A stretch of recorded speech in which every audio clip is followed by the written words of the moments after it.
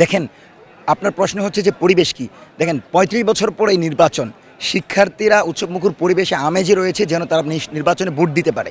আমরা বিশ্বাস করি ছাত্র সংসদ নির্বাচন যদি বাস্তবায়ন করা না হয় সেটা পরবর্তীতে বাস্তবায়ন আর হবে না এবং এই সরকার কেন্দ্রিক কোনো দল এসে সেটাকে দখল করে নেবে। সেই জায়গা থেকে রাষ্ট্র নির্বাচনের মধ্য দিয়েই শিক্ষার্থীদের প্রতিনিধি নির্বাচন করা সম্ভব এবং আমরা চাই ২৫ তারিখে সুষ্ঠু, স্বচ্ছ এবং সুন্দর গ্রহণযোগ্য নির্বাচন হবে যেখানে ৮০% ভোট কাস্ট হবে এবং এর মাধ্যমে আপনার অধিকার বাস্তবায়ন হবে। আপনি আজকে যদি চিন্তা করেন যে রাজনৈতিক দলগুলোর প্রভাব যখন চলে আসবে শিক্ষার্থীরা কিন্তু কথা বলতে পারবে না। জুলাই পরবর্তী বাংলাদেশে ফ্রেমিং মুক্ত, র্যাগিং ট্যাগিং মুক্ত ক্যাম্পাস গড়ার লক্ষ্যে অবশ্যই আপনাকে ২৫ তারিখে রাকসুতে অংশগ্রহণ করতে হবে। শিক্ষার্থীদের দায়িত্ব তার প্রতিনিধি বাছাই করা, তার কথা সেই প্রতিনিধি বলবে, তার দাবি সেই প্রতিনিধি উত্থাপন করবে। সেক্ষেত্রে কেন আপনি ভোট দিবেন না? আমরা যতটুকু পরিবেশ দেখছি অবশ্যই এখানে পরিবেশ রয়েছে এবং আমরা মনে করি ২৫ তারিখের নির্বাচনের মধ্য দিয়ে ছাত্র প্রতিনিধি বাছাই করা সম্ভব এবং এটি ইতিহাসের সর্বশ্রেষ্ঠ নির্বাচন হওয়া সম্ভব। এখন প্রশ্ন হচ্ছে যে অনেকে এটাকে বয়কট করছে। আমরা মনে করি বয়কট কোনোভাবেই যুক্ত না, বরং এখানে পরিবেশ তৈরির জন্য প্রশাসনের উপর চাপ প্রয়োগ করা যেতে পারে।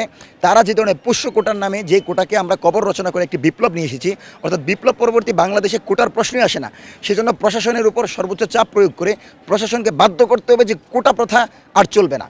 পোষ্য কোটার কবর দিয়ে ২৫ তারিখে রাষ্ট্র নির্বাচনের মধ্য দিয়ে এই ক্যাম্পাসে সঠিক, স্বচ্ছ এবং প্রতিনিধিত্বশীল একজন দায়িত্বশীল পাওয়া যাবে আমরা এবং রাকসুর মধ্য দিয়ে আমরা আমাদের অধিকারগুলো বাস্তবায়ন করতে পারবো।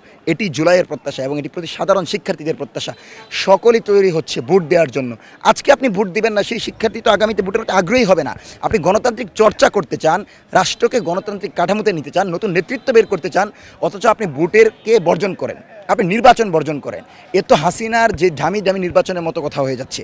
সেজন্য আমরা বিশ্বাস করি এই ক্যাম্পাসে ২৫ তারিখে নির্বাচন হবে। সেই নির্বাচনের মধ্য দিয়ে সঠিক, স্বচ্ছ এবং সুন্দর একটি ক্যাম্পাস নির্মাণের জন্য আমরা কিছু প্রতিনিধি পাবো এবং তারা আমাদের বয়সকে ক্যাম্পাসে সবার উপরে রাখবে এবং সেই লক্ষ্যেই ২৫ তারিখে সকলে মিলে আমরা যাব ভোট কেন্দ্রে এবং ভোট দিব। আমিও একজন প্রার্থী, আমি স্বতন্ত্রভাবে নির্বাচন করছি, আমার কোনো দল নেই, শিক্ষার্থীরাই আমার দল, শিক্ষার্থীরাই আমার এজেন্ডা। সেই লক্ষ্যে আমি মিডিয়ার প্রকাশনা সম্পাদক পদপ্রার্থী। আশা করি আমার বিজয়ের মধ্য দিয়ে শিক্ষার্থীদের বিজয় হবে এবং তাদের কণ্ঠস্বরকে বিশ্ব দরবারে তুলে ধরার জন্য আমি ইকরামুল হাসান ফাহিম ৬ নং ব্যালটে বিজয়ী হব ইনশাল্লাহ।